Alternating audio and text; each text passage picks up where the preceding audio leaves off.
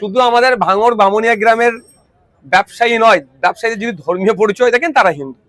আমি আপনাকে বলছি এই গরু ব্যবসার সাথে 70% সরাসরি যুক্ত আমার হিন্দু সমাজের মানুষরা, যারা গরুটাকে লালন পালন করে বড় করছে, যারা মেন উৎপাদন করছে, তারা 70%-এর অধিক। ম্যাক্সিমাম গরু কোথা থেকে আসছে জানেন? ঝাড়গ্রাম, আমরা যতটুকু যেগুলো জানি, বাঁকুড়া, পুরুলিয়া, ওদিকে উড়িষ্যা। যদি জনসংখ্যার অনুপাত দেখেন ওখানে মুসলিম ওখানে পার্সেন্টেজ কত, কোনো জায়গায় 5, 7, 10 এইরকম। কারা উৎপাদন করছে? আমার হিন্দু সমাজের মানুষেরা, তারা আজকে ক্ষতিগ্রস্ত হচ্ছে। এই যে একটা ইন্ডাস্ট্রি, এই ইন্ডাস্ট্রির হেভি ক্ষতিগ্রস্ত হবে আমার হিন্দু সমাজের মানুষেরা। তারা আজকে আতঙ্কিত। লোন নিয়ে তারা গরু নিয়ে এসেছিল বাঁকুড়া থেকে, লোন নিয়ে আপনার গরুর খাবার জোগাড় করেছিল, আজকে যাবে কোথায়? আর একটা কথা বলছি, বিশ্বভারতীতে একটা গবেষণা হয়েছিল, পশ্চিমবাংলায় সব যে গরুগুলো আছে, এই গরু এর ঘাস বা খাওয়ার জায়গা যত গরু আছে তার পরিমাণে কম। বুঝতে পারছেন আমি কি বলছি? তাহলে এই এত যদি গরু থাকে, তাহলে গরু না খেতে পেয়ে ক্ষতিগ্রস্ত হবে। এই প্রশ্ন করেছে বিভিন্ন জায়গায় নাকি মাইক বন্ধ করে দিচ্ছে। আমি একটা কথা বলবো, কারো রাইট নাই মাইক বন্ধ করার। সাউন্ড পলিউশন, শব্দ দূষণের মাত্রা বিভিন্ন জায়গাতে, কমার্শিয়াল এরিয়া আছে, ইন্ডাস্ট্রিয়াল এরিয়া আছে, সাইলেন্স জোন আছে, 4টে জোনে ভাগ করা আছে। কলকাতা হাইকোর্টের 65 ডেসিমেলের নিচে বাজানোর কথা বলা আছে। সুতরাং কোন জায়গায় কেউ যদি গিয়ে বলে মাইক বন্ধ করো ধর্মস্থানের, সে ভুল কথা বলছে। তাকে সঙ্গে সঙ্গে বলুন কোন আইনের পরিপ্রেক্ষিতে বলছে। হ্যাঁ, যদি বলে 65 ডেসিমেলের নিচে রাখো, ঠিক কথা তিনি বলছেন। সুতরাং আর একটা কথায় অহেতুক আতঙ্কিত হয়ে আমার ফোনে প্রচুর ফোন এসছে, অমুক গ্রামের নাকি মাইক নামিয়ে দিয়েছে, তমুক পাড়ার নামিয়ে দিয়েছে। আমি অনুরোধ করছি, এইটা আতঙ্ক ছড়ানো হচ্ছে। আপনি নিজে গিয়ে দেখুন তো সেই পাড়ায় মাইক নামিয়েছে কি না বাইনে। ওই গ্রামে আপনি জানতো, কার কথা শুনে আপনি ফোন করছেন আমাকে, কাউকে ফোন করতে আতঙ্কিত হবেন কেন? শুনেন, দেশ চলবে, রাজ্য চলবে কারো কথাই নয়, সংবিধানের কথায়, আইনের কথায়। আইন সেখানে বলা হচ্ছে কি 65 ডেসিমেলের নিচে।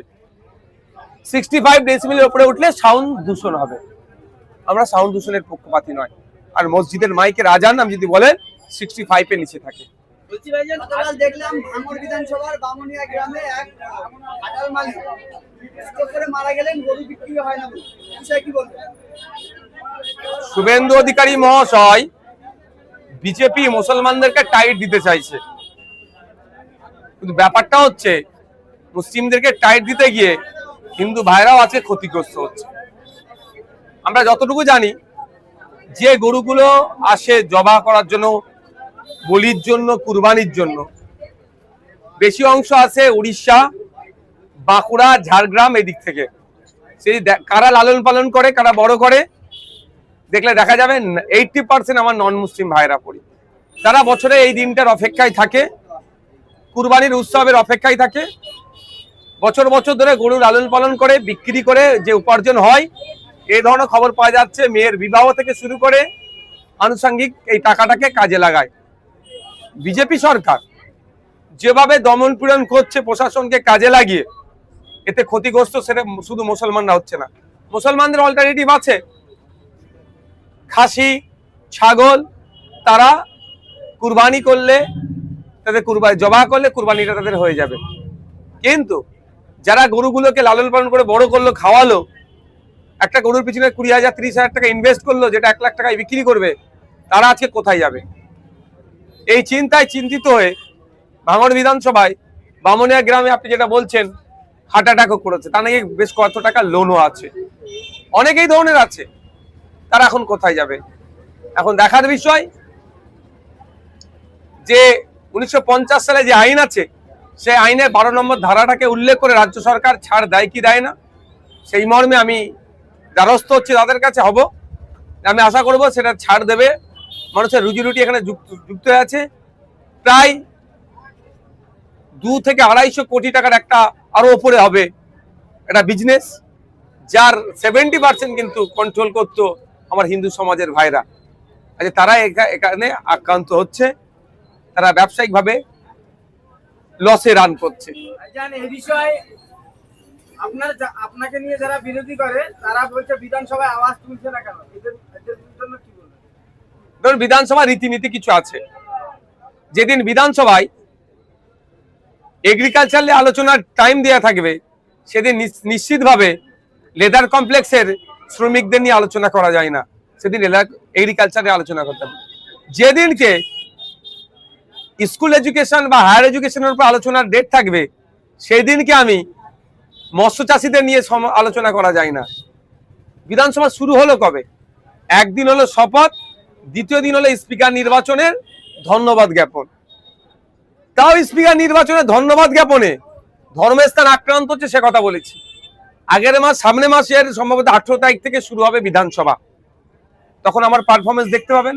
আর সব থেকে বড় কথা হচ্ছে লাইভ চলবে। আমার তো বিশাল সুবিধা হয়েছে, কার কতটা অসুবিধা হলো জানি না, আমার বিশাল সুবিধা হলো আমি বিধানসভার মধ্যে গিয়ে কি বলি ভাঙড়ের মানুষের কথা, রাজ্যের মানুষের কথা, আর তাহলে এটা ডাইরেক্ট ভাঙড়ের মানুষ দেখবে, রাজ্যের মানুষ দেখবে। যারা সমালোচক আমাকে নিয়ে সমালোচনা করছে, তাদের সমালোচনা করে যদি সংসার চলে একটু বেশি করে সমালোচনা করুক। এই যে একের পর এক যে আইন, নতুন আইন আনছে, তাতে করে সাধারণ মানুষের যে সমস্যাগুলো বাড়ছে, এটা নিয়ে কি বলবেন? নতুন আইন কোনগুলো বলুন? আমি একটু ভাই স্পষ্টবাদী, মুখ কাটা ছেলে, ভুলকে ভুল, ভুলকে ভুল, ঠিককে ঠিক বলবো। বলুন কোনটা নতুন আইন আছে? 14 বছরের নিচে গরু কুরবানি দেওয়া যাবে না। এটা কবেকারের আইন জানেন? তাহলে 1950 সালের আইন আছে, দেখুন। বরঞ্চ প্রশ্ন করুন 15 বছরের দিদি, তার আগে সরকারগুলো কেন এগুলোকে অ্যামেন্ডমেন্ট করেনি? এই আইনের অ্যামেন্ডমেন্ট করা যেত, ইচ্ছা করে করেনি। মুসলমানদেরকে শুধু ঝুলিয়ে রেখেছে, কাগজে কলমে মুসলমানদেরকে সঠিকেরা হতে দেয়নি। হ্যাঁ, ডিস্টার্ব করেনি, আটকায়নি, ঠিক কথা, কিন্তু আইনটা 1950 সালের আইন, 2018 সালের আইনের উপর একটা মামলা হয়েছিল। প্রশ্ন এখানে করুন যে 15 বছর তোমরা সরকার চালালে এই আইনের সংশোধন করলে না কেন? বিজেপি সেই আইনটাকে একটু কঠোরভাবে পালন করানো বলছে। ব্যাপারটা হচ্ছে কি জানেন, সব পাখি মাছ খাই, মাছরাঙার দোষ হয়। কোন সরকারি মুসলমানদের তারা দীর্ঘদিনের জন্য একটা ভালো জায়গা পেয়ে যাক, ঠান্ডা মাথায় কাজ করুক, এটা দেবে না, সবসময় প্রেসারে রাখার চেষ্টা করে। আর বলুন নতুন আইন কোনটা বলুন? জানতে হবে সমাজকে। আইনটা 1950-এর, কেন এতদিন অ্যামেন্ডমেন্ট করা হলো না? যারা সরকারে আছে তাদেরকে একটা প্রশ্ন করেছে, বিভিন্ন জায়গায় নাকি মাইক বন্ধ করে দিচ্ছে। আমি একটা কথা বলবো, কারো রাইট নাই মাইক বন্ধ করার। সাউন্ড পলিউশন, শব্দ দূষণের মাত্রা বিভিন্ন জায়গাতে, কমার্শিয়াল এরিয়া আছে, ইন্ডাস্ট্রিয়াল এরিয়া আছে, সাইলেন্স জোন আছে, 4টে জোনে ভাগ করা আছে। কলকাতা হাইকোর্টের 65 ডেসিমেলের নিচে বাজানোর কথা বলা আছে। সুতরাং কোন জায়গায় কেউ যদি গিয়ে বলে মাইক বন্ধ করো ধর্মস্থানের, সে ভুল কথা বলছে। তাকে সঙ্গে সঙ্গে বলুন কোন আইনের পরিপ্রেক্ষিতে বলছে। হ্যাঁ, যদি বলে 65 ডেসিমেলের নিচে রাখো, ঠিক কথা তিনি বলছেন। সুতরাং আর একটা কথায় অহেতুক আতঙ্কিত হয়ে আমার ফোনে প্রচুর ফোন এসছে, অমুক গ্রামের নাকি মাইক নামিয়ে দিয়েছে, তমুক পাড়ার নামিয়ে দিয়েছে। আমি অনুরোধ করছি, এইটা আতঙ্ক ছড়ানো হচ্ছে। আপনি নিজে গিয়ে দেখুন তো সেই পাড়ায় মাইক নামিয়েছে কি নামাইনে। ওই গ্রামে আপনি জানতো, কার কথা শুনে আপনি ফোন করছেন আমাকে, কাউকে ফোন করছেন, আতঙ্কিত হবেন কেন? শুনেন, দেশ চলবে, রাজ্য চলবে কারো কথাই নয়, সংবিধানের কথাই, আইনের কথাই। আইন সেখানে বলা হচ্ছে কি 65 ডেসিমেলের নিচে। 65 ডেসিমেলের উপরে উঠলে সাউন্ড দূষণ হবে। আমরা সাউন্ড দূষণের পক্ষপাতী নয়। আর মসজিদের মাইকের আজান আমি যদি বলেন 65 এর নিচে থাকে। বলছি ভাইজান, আজকে আমরা গ্রাউন্ড রিপোর্ট করলাম, সেখানে দেখলাম যে আপনারই বিধানসভার চালতেবেড়িয়া অঞ্চলের বামুনিয়াতে হিন্দু গরু ব্যবসায়ীরা তারা রীতিমতো ক্ষতিগ্রস্ত হচ্ছে তো, আক্রান্ত, এবং তারা বারবার অনুরোধ করছে সরকারের কাছে যে এই যে পশু বলি দেওয়ার ব্যাপারে যে সরকার নিয়ম করেছে সেই নিয়ম শিথিলতা এনে কুরবানি করতে দেওয়া হোক, না হলে তাদের গরু বিক্রি না হলে তাদের ভিটে মাটি সব হারা হবে। তারা এই অনেকটা বিষয় আছে। এখন সরকারের কে আমি অনুরোধ আমিও করব, যে যে অ্যাক্ট আছে 1950 সালের, সেখানে 12 নম্বর পয়েন্টে বলা আছে সরকারের একটা রাইট দেওয়া আছে, রিলিজিয়াস পারপাসে সরকার চাইলে ছাড় দিতে পারে। আমি সরকারের কাছে অনুরোধ করব, একদিকে যেমন হিন্দু ভাইরা ক্ষতিগ্রস্ত হচ্ছে, অপরদিকে মুসলমান ভাইদের যদি গরু কুরবানি না দেয় তার পরিবর্তে অল্টারনেটিভ ব্যবস্থা আছে, যে পারবে না এরকম ব্যাপার নয়, তারপরেও যারা কিনে ফেলেছে বা যারা এখন কি করবে এই দ্বিধাগ্রস্তর মধ্যে আছে তাদের কথা মাথায় রেখে 12 নম্বর সেকশনটাকে আপনি আপনার ক্ষমতা আছে, সরকারের ক্ষমতা, সেটা দিয়ে আপনি সেটাকে এক্সারসাইজ করুন। এই আমার হিন্দু গরু ব্যবসায়ী থেকে শুরু করে মুসলিম যারা কুরবানি দিতে চাইছে আতঙ্কিত, তাদেরকে আতঙ্ক মুক্ত করুন। এই বিষয়টাকে নিয়ে বিধানসভায় কি উত্থাপন করবেন? ভাই বিধানসভায় পরে হবে 18ই জুন, অবশ্য তখন চর্চা হবে, তার মধ্যে কুরবানি হয়ে যাবে। তারা তো শেষ পরিণতি মৃত্যুকে বেছে নিতে চাইছে, আর কোনো রাস্তা বলছে আমাদেরকে বিষ দাও, তাহলে আমাদের না, আমি ওটা বলবো না। আমি বারবার অনুরোধ করব যে ওই পথটা অবলম্বন করবেন না। নিশ্চিতভাবে সরকার, শুভেন্দু বাবু তো বলেছেন হিন্দু হিন্দু ভাই ভাই স্লোগান দেয়, অন্তত মুসলমানদের কথা বাদ দিয়ে হিন্দু ভাইদের কথা ভাবে এবারে ওই 12 নম্বর সেকশনটাকে ইউটিলাইজ করুন। আরেকটা বিষয়, আজকে পার্ক সার্কাসে দেখা গেল যে কিছু মানুষজন তারা আন্দোলন করছিলেন। তাদের দাবি ছিল যে যেভাবে সরকার বুলডোজার চালাচ্ছে বিভিন্ন জায়গায়, এই পশু কুরবানিতে যে কঠিন আইন নিয়ে এসছে, এই সমস্ত বিষয় নিয়ে তারা আন্দোলন করছিলেন। সেখানে পুলিশ মহিলাদের উপরে লাঠিচার্জ করেছে। দেখুন, প্রোটেস্ট আমার ডেমোক্রেটিক রাইট, আমি প্রোটেস্ট করবই। গণতন্ত্রের পরিসরে আমি আর এই রাইট আছে। নির্বিচারে শান্তিপূর্ণ প্রতিবাদ মিছিলে যে আক্রমণ হয়েছে, পুলিশি আক্রমণ, ধিক্কার নিন্দা জানাচ্ছি। তবে যেগুলো চালানোর চেষ্টা হচ্ছে, প্রশাসনকে কিন্তু জবাব দিতে হবে। পার্ক সার্কাস শুধু তাই নয়, তপসিয়াতে অবৈধ পন্থা অবলম্বন করে বুল্ডোজার চলেছিল, আইনি ধাক্কা খেয়েছে। পার্ক সার্কাসে যেটা হয়েছে, আইনি ধাক্কা আগামী দিনে খাবে।